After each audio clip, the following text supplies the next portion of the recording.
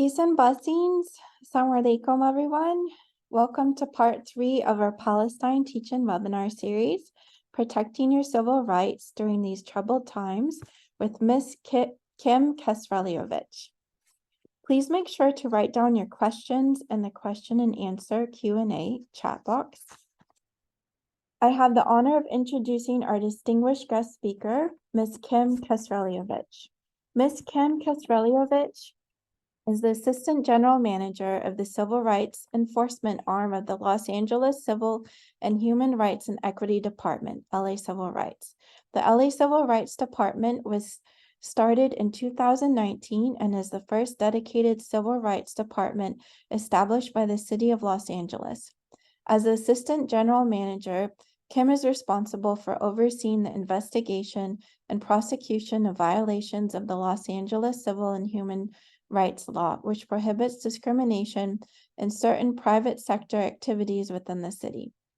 Ms. Kim has been practicing law for 15 years and is licensed to practice in both California and Washington State. So please give a warm welcome to Ms. Kim Kasreliovich.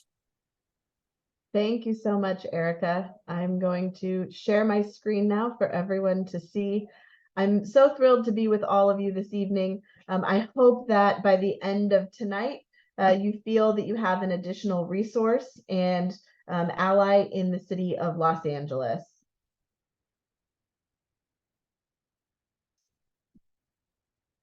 So as Erica mentioned, our Civil Rights Department was recently established.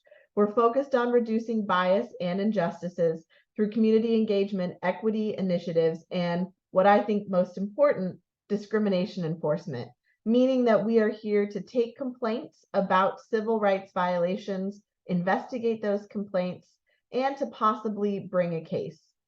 But before we jump in too much into the context or content of this presentation, I want to talk about a couple of these terms and make sure that we're really all understanding what we're talking about. So the first thing I'd like to ask folks, and please put your answers in the Q&A box so that Erica can provide the answers to me. But the first thing I want to ask everyone is, when we say discrimination, when I talk about discrimination, what does that mean? What does discrimination actually mean? Go ahead and put your answers in that box. Yes, everyone, please feel free to put it in the Q&A box down below or in the chat box, either one.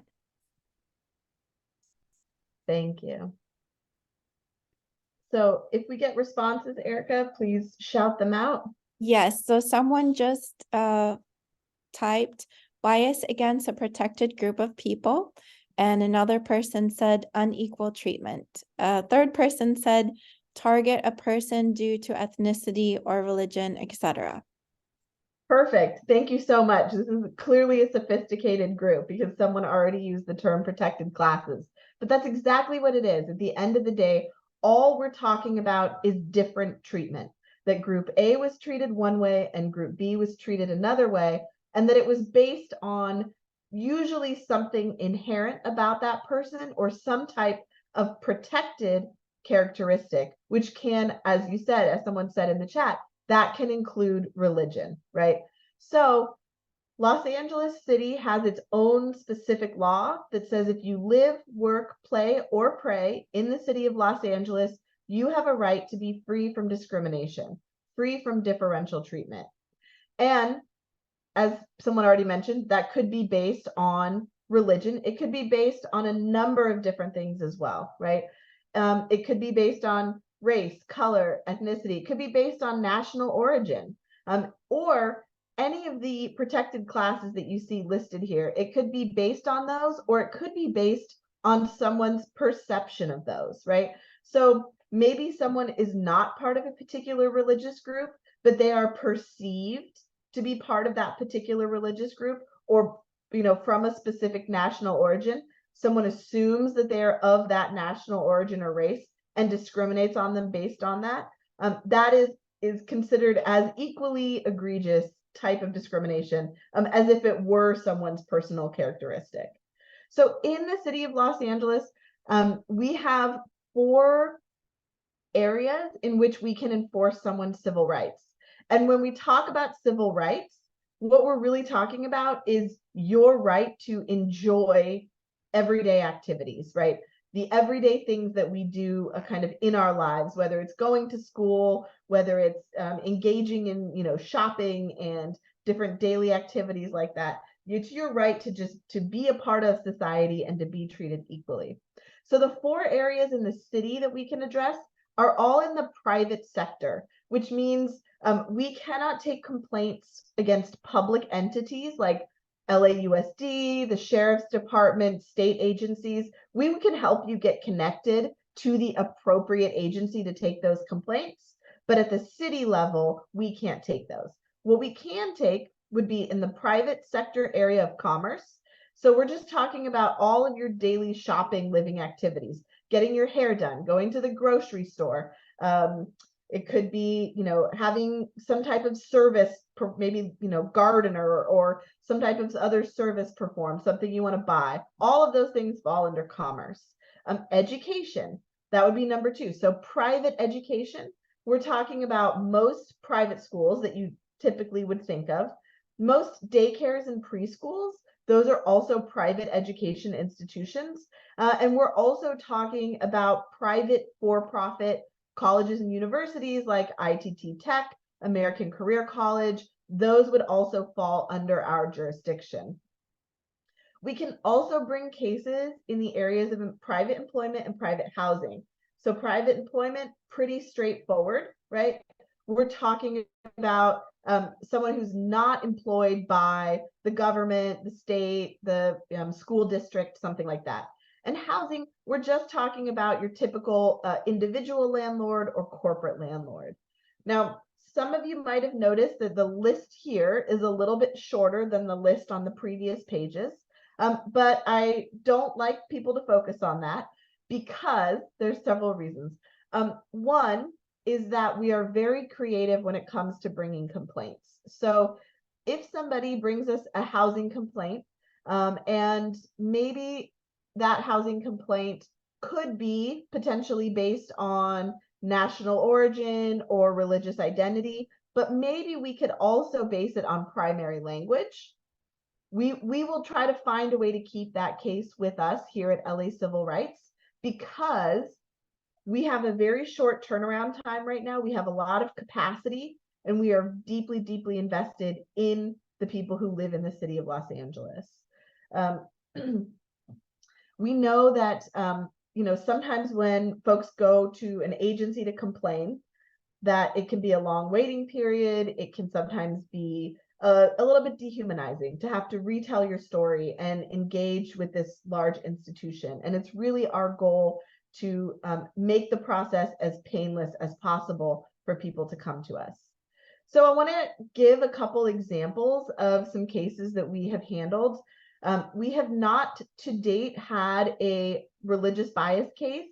So I don't have any examples of that, but I'm going to give you some other examples where most of the time what we find is that once somebody files a complaint with us and our investigators get on the phone and they pick up the phone, they start calling, they want to talk to management, they want to talk to HR, whoever's at the top of the food chain, that all of a sudden everybody kind of sits up and pays attention, right? All of a sudden the eyes of the company or the owner, instead of just the management company for the building, is looking at the situation and we're able to get things kind of done, right? So in housing, we had a woman come to us who was a wheelchair user, and her landlord had dug an enormous trench behind the building. And so she was not able to access the laundry facilities any longer that the building provided because this trench prohibited anyone in a wheelchair from being able to pass. We were able to get in touch with the landlord and discuss the issue, and lo and behold, the trench got filled in and sealed over within a couple weeks. We had another case involving commerce and education where there was an after-school program where kids could enroll to learn cooking skills, right? So elementary school children to middle school children can go after school a couple hours and they learn how to cook dishes, different dishes. A family wanted to enroll their son in this program, but they wanted to enroll him at his developmental age, which did not match his biological age because he had developmental disabilities. Originally the school said no, he has to be enrolled with his biological age. It's he's too big of a student. He's going to scare the children. We can't allow that to happen. But obviously, especially in a situation where you're handling knives and you're learning to cook, the class needs to be developmentally appropriate for that participant. So we were able to work with that program, and we were able to get the student enrolled in the developmentally appropriate class. The last example that I'll give is another housing example where we had a woman call us. She'd been residing in the same building for at least 20 years. A new management company was hired to come manage the apartment complex. And in going through her file and speaking with her, they discovered that she did not have full citizenship. She actually had a protected temporary status. And all of a sudden, her rent mysteriously went up by about $1,200 a month. So our investigators got involved. No one was able to provide an answer as to why this woman's rent had inexplicably gone up. Once we got involved, they said, oh, it was a mistake. We apologize. And they reduced her rent to its normal, appropriate legal amount. And she was able to remain where she wanted in that building. So those are just a few examples of the cases that we've handled. So when do you think that you should come to us? Well, first and foremost, if you think someone has discriminated against you, and we know that this is a timely topic, and hopefully a resource that is coming to you now at the right time in the right moment. We've heard stories of discrimination against people being heightened because of what is going on in the world, that those ripple effects are spreading everywhere, including into Los Angeles.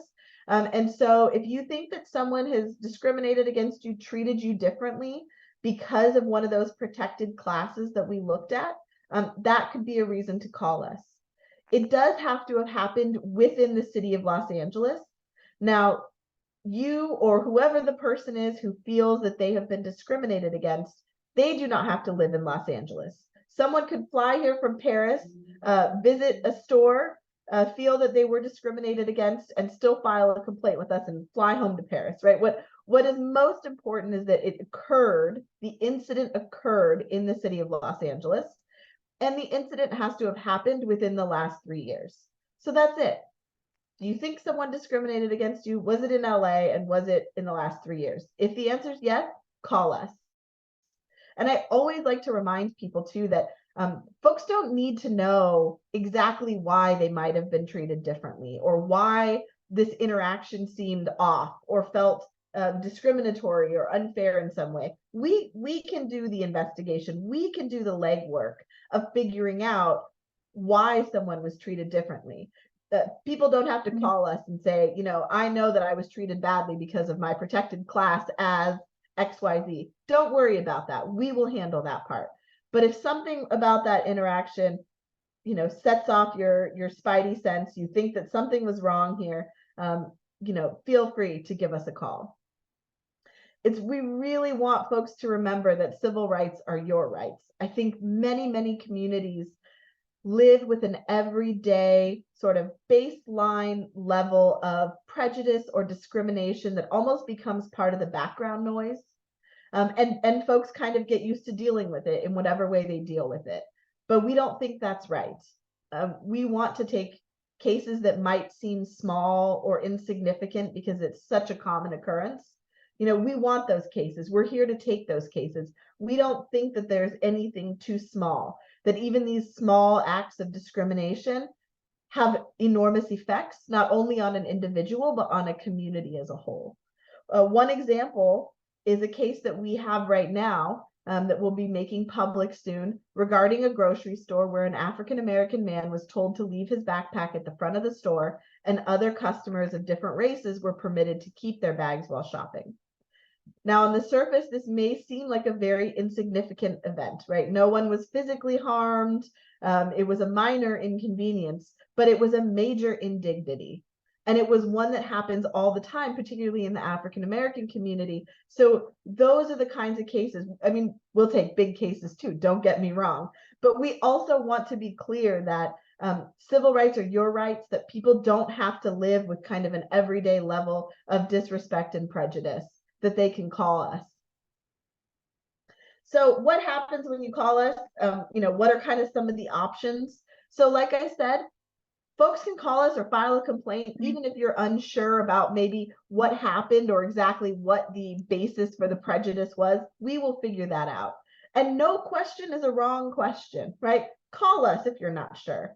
Sometimes we just call that an inquiry. Just pick up the phone, or we have a little inquiry button on our website. I'll tell you how to get there today. And you can just send us a note saying, hey, is this even a thing? Is this something you guys can do for me at all? If for any reason, if it's not something we can handle, maybe it's something that we think, okay, the state civil rights department needs to handle this, or maybe even the federal government is the best entity to handle this. We can talk with folks, figure out where the best places to go, and use our partnerships to make that connection, to make that warm handoff, make it, maybe less of a process where people are feeling kind of alone in navigating this, but we'll make sure that you get to the right place.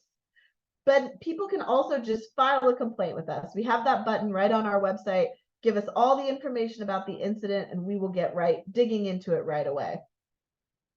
So what happens when people call us? The first thing we're going to do is we're going to collect basic information from you or whoever calls us about the incident. And I want to pause here because something that I think could be useful for people to know is if I think I'm experiencing discrimination, or I feel, I'm in the middle of this incident that is feeling discriminatory or racist or something's wrong here, what can I do? And in those moments, although they can be very emotionally charged and traumatic, to the extent that anyone can, get the names of the people you're dealing with at a store or at a, from the landlord, from the management company, to the extent that you can get names, right? To the extent that you can take any photographs without endangering yourself in any way. Maybe you can casually look around and see if there's any cameras in the vicinity, and you could let us know that there are cameras there. Like I said, make sure you get people's names. Maybe there's a witness standing nearby who looks friendly and you might want to ask their name as well. Any kind of that information that you can get in the moment can be helpful. Another thing you can do that can be extremely helpful to your case later on, you can do it one of two ways. You can either, everybody has a phone, right? So the incident happens. You can take your phone out, you open your notes app, and then I want you to write down everything that happened. And I want you to date that note. And then what we have is we have something in writing close and very, very close in time to the event, right? You wrote it down immediately afterwards. That's going to be very, very helpful to us. If for some reason you can't get to your phone, you can't type it out on your notes app for some reason, the second option is phone a friend. Then I want you to call a friend, and I want you to tell that friend over the phone what just happened and have the friend write it down, because that friend later could also be very important in your case. They're not a witness, they didn't see it, but because they were someone that you reported the incident to immediately after, they can still be an important component of proving your case. So think about those things, share that information. If someone should find themselves in a situation, an incident that seems to be discriminatory, gathering the information on the ground as it's happening or right after it happens is very important. And then secondly, documenting it for yourself and for a later complaint right after can be very, very important as well. So if you call us, we are going to, like I said, gather this basic information from you. We are going to look at, what can you tell us? What documents can you give us? Get everything we can from you. And then we're going to go into our investigation. I have 5 investigators. We have subpoena power. We are going to issue subpoenas. We're going to get video footage. We're going to find witnesses. track people down and get to the bottom of the situation. Then we're going to review the evidence. Can we prove discrimination here? We have to prove it by kind of like 51%. Is it more likely than not that this incident occurred? So it's not like a criminal case. It's not beyond a reasonable doubt, the kind of a very, very high standard of proof, right?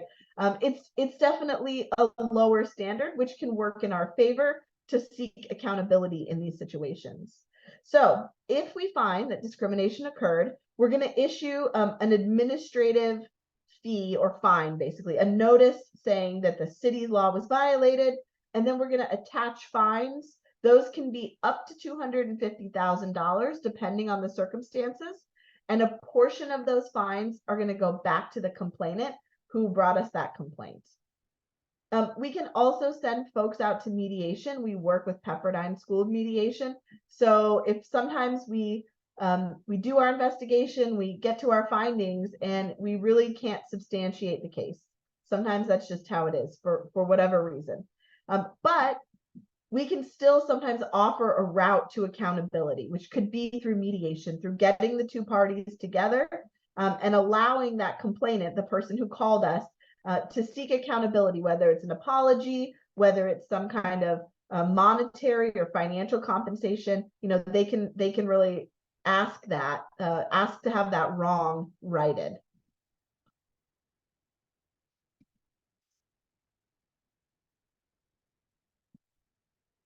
There we go. So how can you contact us? There are many ways to contact us. We'll take any of them. We're an equal opportunity, contactee. Come find us however you can. Our website is the easiest way though. Our website is laisforeveryone.com. On that website, you're going to find our complaint form. Our complaint form is in 81 different languages. There's a little drop down in the upper left-hand side. Pick the language that you're comfortable in and submit it to us. If for any reason we do not have someone on staff who can speak that language, then we have contracts with translation services, and we will respond in the appropriate language. Right now, our response time is about 3 working days, about 72 hours, and a live person will get back to you to either get more information or to set up a time to conduct a longer interview. We have our mail, obviously. Our email is here, and I'll make sure to send that out as well. Our phone number, and of course, at the mailing address, we are there. That's our physical office space, and we welcome folks to walk in and talk to us as long as we're there that day to talk to us as well. A couple important things that I want to note about how we can take complaints. So we can take anonymous complaints. At the end of the day, we have to make a case, right? At the end of the day, we probably need a witness. We need someone to stand up and say, X, Y, and Z happened to me. But to at least get the ball rolling, or if sometimes people are just too afraid of retaliation. Retaliation is a very real fear, and we completely understand that. So if the best that someone can do is to file that anonymous complaint, we're happy to take it, and we're happy to start looking into it. The other thing we can do is that if folks are feeling pretty afraid, especially initially, we can take a complaint through an organization. So, whether it was the Islamic Center, whether it's a community-based organization, anyone who's kind of willing to come to us on behalf of a person or a group who might initially be fearful, we're happy to work through an advocate as well. Like I said, at the end of the day, right, we ultimately will need a witness somewhere, somehow, to prove a case. But we recognize that for a lot of folks, especially when we're talking about housing, it can be scary, and retaliation can bring tremendous consequences. And so, like I said, however people feel comfortable bringing those complaints to us, we will try to get them there.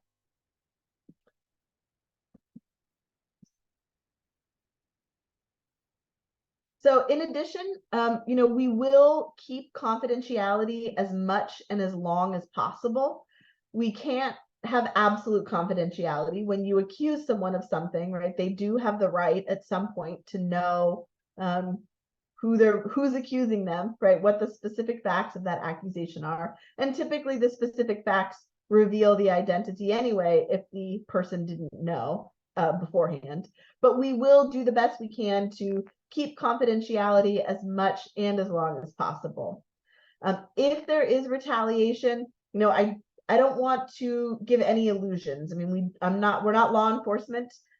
We are not part of law enforcement in any way. We can't go out and prevent retaliation or order, that they stop or arrest anyone. What we can do, though, is we can increase our fines. If there is a retaliatory act after a complaint is filed with us, we can increase the financial penalties levied against that party.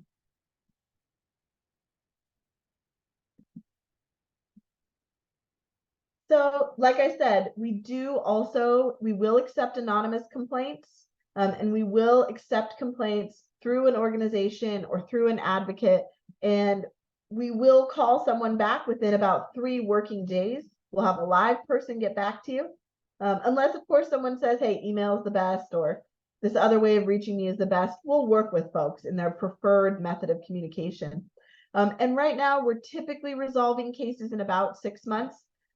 It depends on the case, right? If we are issuing a lot of subpoenas, waiting for a lot of responses, say from a housing authority, or sometimes from like educational groups, those things can take much longer. But we're able to, I would say, resolve the majority of the cases within about 6 months. So these are our posters and our flyers. The QR code on these take you directly to our complaint form. So folks can feel free to grab a smartphone right now and snap it if you want. I also will send these to Erica afterwards in a digital form. And so you all will have, hopefully, if people want them, you can have access to these as well. So like I said kind of earlier, that everyday discrimination is not okay, and we don't want folks to feel like it is, or that you have to live with it. We really want to emphasize that we are here. We're a new department. Not many people really know about us or know about what we can offer here at the city level, that we're an addition, and I think a helpful addition to the field of civil rights in California, to all the people working really hard to make California better, right? We're here working to help make Los Angeles better as well, and to protect your civil rights. So that is our website again, which will take you straight to our complaint form, laisforeveryone.com. I will stop here now and see what kinds of questions we have from the audience. Should I go ahead and read the questions, Erica, or do you want to give them? Well, whatever you like. If you want me to read them out to you, if that's easier, if you want to read them, you decide. Yeah, why don't you read them out to me? That would be great. All right. So question number 1, what about discrimination taking place against First Amendment rights and freedom to speak and express one's opinion?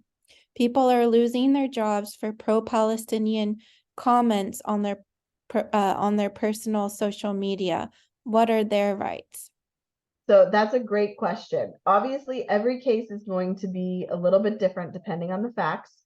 But if, let's say, there is an employer who is treating one worker who has stated, their position, whether it be on Palestine, whether it be on any other number of controversial issues, and they're treating that person differently than someone else, I would say give us a call.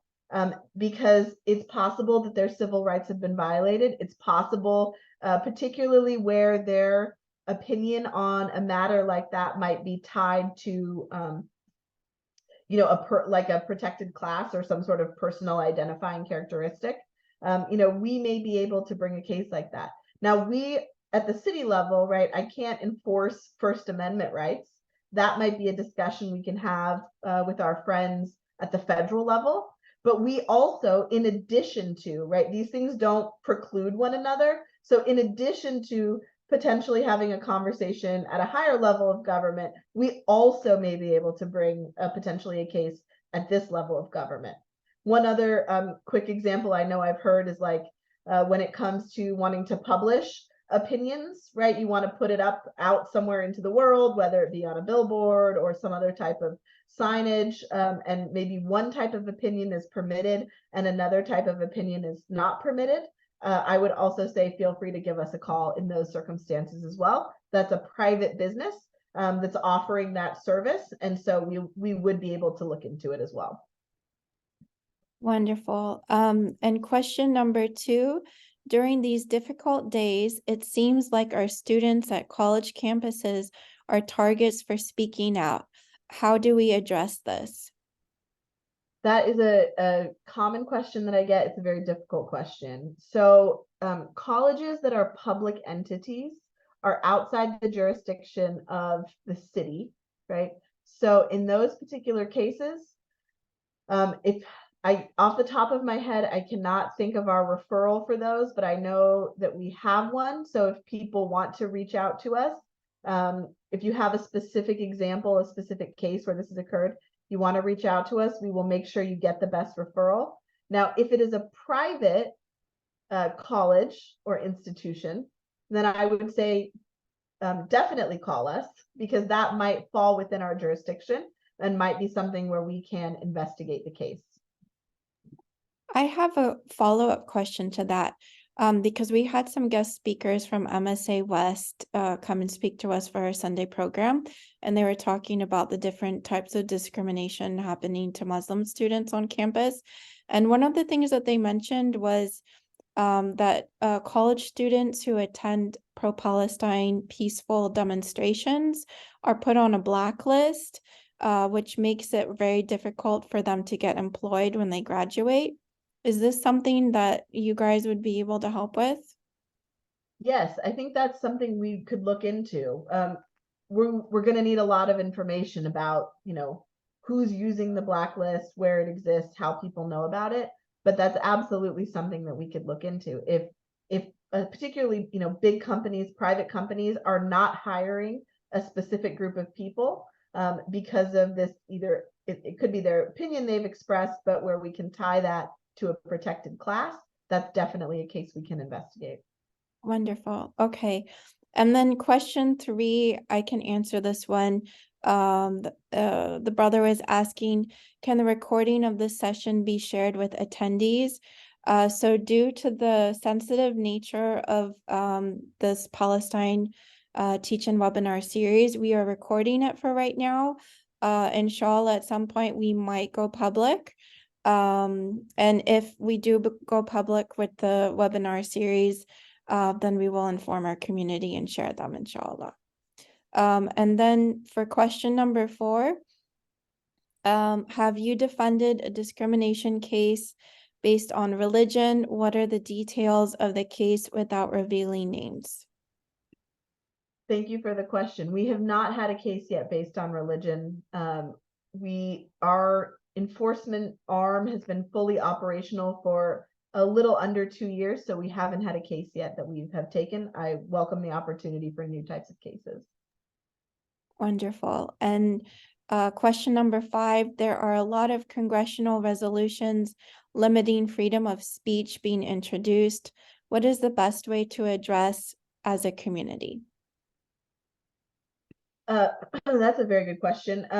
And I assume by congressional resolutions, the questioner is talking about the federal level. Obviously as a city department, we have no influence, jurisdiction, or effect. I would say speak to your representatives. I'm sure there are people in your community far better versed than I at organizing for a cause at the federal level, and I would reach out to those resources. Wonderful, thank you. And question number 6, did the client get blowback from the person that did the discrimination? So that's also a good question. It's a very good question. We have not received any reports of retaliation yet. We have a current housing case where we're very concerned about involving potential retaliation. But so far, I think being a city agency, having civil rights in the name has been sort of authoritative enough to keep our responding parties kind of in line once they know that our eyes are on them. Thank you. And so question number 7. So a woman wearing hijab or the headscarf at a store, let's say, who gets stalked or a recipient of a snide comment, would that be reportable? Why is it important to report the smallest of incidences? So yes, that would absolutely be reportable to us. And I would say it's important to come to us for a couple of reasons. First of all, we can hopefully correct that action. So in addition to fines that we can issue, we can also mandate that, say, a store, that they have their employees go through a particular type of training, right? Whether it's some sort of sensitivity training, educational training, something to hopefully prevent that type of incident from occurring again. So it's a good deed for the community, I think, to let us know and see if we can intervene and prevent that from happening in the future. We also do, collect information and statistics. One of my colleagues who works heavily in this field also always likes to remind people to report hate incidents as well as hate crimes, but even just something that might be a derogatory word or slur towards someone, you can always report those to 211 or 311. Those statistics are extremely important. And that information, things that may be sort of considered minor.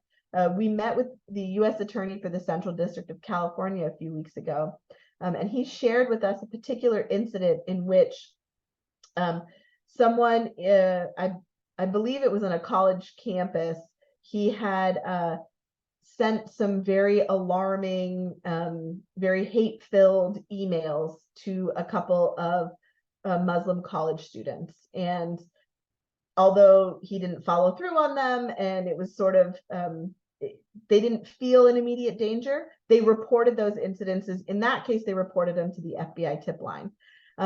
Not long thereafter, that person went and killed someone based on their religious identity.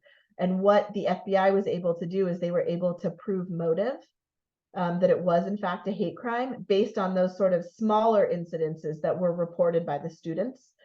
So I would say always report, and report wherever you feel comfortable. So whether that's coming to us, whether that's calling 211 or 311, create that paper trail because we don't know what will happen down the line. And having that information documented could be very important if something worse were to happen.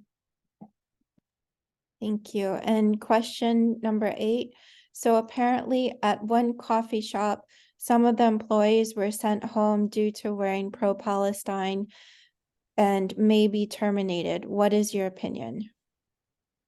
I would say folks should definitely call us. If that is a, within the city of Los Angeles, privately owned coffee shop, I'm sure it is, that could be something that we could look into. As other people with questions have indicated, right, we do get into First Amendment issues here, but we can absolutely start looking into those and see if there's a case that we can make. Sometimes, even when we can't maybe make a case, like I've said before, still picking up the phone, calling that business owner, calling the landlord, whoever it is, and kind of saying, hey, we want to know we're the LA Civil Rights Department. We want to know what's going on here. And by us getting involved and putting eyes on the situation, we can often get it corrected. Thank you. And question number 9, can a case be filed against a person that spreads hate towards Muslims on social media? So that is much more difficult. Our department doesn't have the jurisdiction to bring a case against an individual, but we recognize that is a major issue. I know that the California Civil Rights Department is doing a lot of work on online like hate spreading. So I would say, please feel free to reach out to me. I can drop my email in the chat before today. If something like that is happening and you want us to just at least connect you to maybe the right place, we can do that. Thank you so much. And there are no more questions at this time. If anyone has a last-minute question, please quickly put it in the Q&A box. I'll just give people a few more I'm moments. going to put my email in the chat for everyone to see quickly. Oh, wonderful.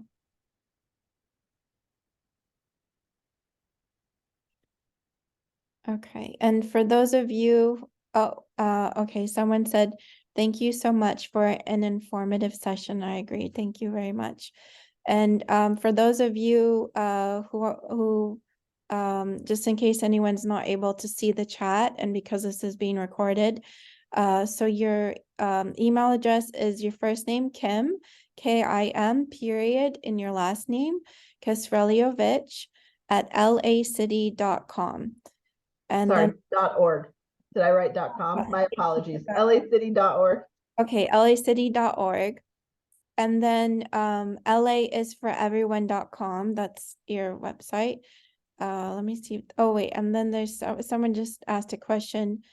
Can share charts. Okay, so you know, all of this is being recorded, and inshallah, if it's approved for everything to go public, then we can share with everyone. So just please stay tuned. There was another question. If you have a contact to address student discrimination on public campuses, we would appreciate their contact. Thank you. I believe we do have a referral for that off the top of my head. I can't remember it. So if you want to just email me, I'll be back in the office next week and I can look up that referral. Thank you so much. And, you know, for those of you who are watching, you can always take screenshots too. And that way you can keep the information. There are no more questions. Let me just double check. Yeah, there are no more questions. So thank you, Ms. Kim Kasreliovich, for this informative and enlightening teach-in webinar this evening. And thank you everyone for joining us and for your questions and participation. ICSC programs like this are made possible by donors like you. So I would also like to thank our donors at this time and all the people who made this Palestine Teach-In webinar series possible. So thank you all. For information on how to become a monthly donor, please go to our website, www.islamiccenter.com, and click on donate. And to stay informed about our upcoming programs and events, please subscribe to our weekly newsletter by going to our website and clicking on newsletter. Thank you very much. Jazakumullah khair, and peace and blessings. Assalamu alaikum and good night, everyone.